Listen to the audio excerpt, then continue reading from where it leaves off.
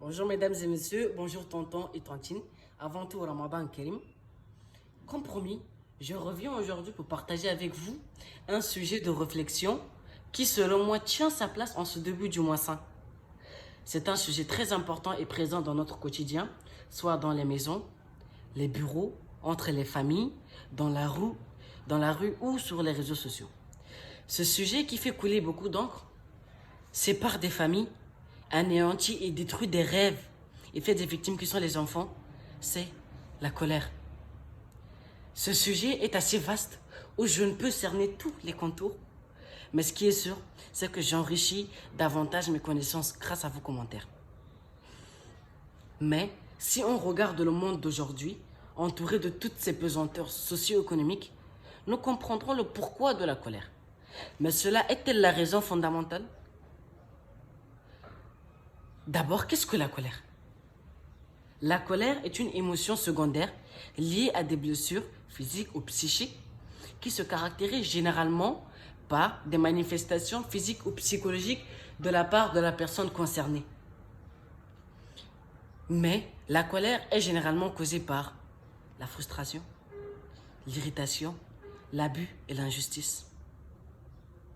Mais comme la joie ou la tristesse, la colère est une émotion humaine nécessaire pour grandir, s'affirmer et affronter le monde. Et permet aussi de lutter contre l'injustice. Mais attention, la colère peut mener à l'agressivité, la rancœur et la haine. Imaginez une mère battue ou grondée devant son enfant. Imaginez des enfants mis à la porte par leurs parents. Imaginez le sort des familles qui ne se parlent plus par le pic de la colère. Mais revenons sous l'angle sanitaire. Saviez-vous que la colère est une toxine pour le corps? Quand je parle de toxine, je dis bien poison pour le corps. La colère provoque des maladies chroniques, des dommages hépatiques, des douleurs musculaires. La colère est plus nuisible à la santé physique des personnes que la tristesse. C'est pour cette raison que ne pas s'énerver et rester zen devient une sorte de règle d'or dans le cadre de la médecine douce et naturelle, comme un médicament préventif qu'on prendrait pour éviter de tomber malade.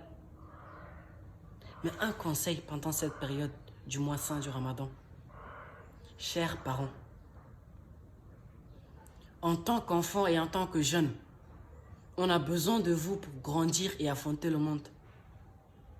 Comme très peu d'entre vous le savent, la colère accélère la vieillesse.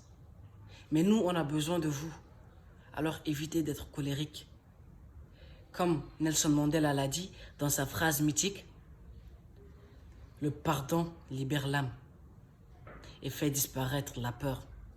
C'est pourquoi le pardon est une arme si puissante. Merci de m'avoir suivi. On se retrouvera très bientôt pour une autre vidéo pendant cette période de confinement. Merci.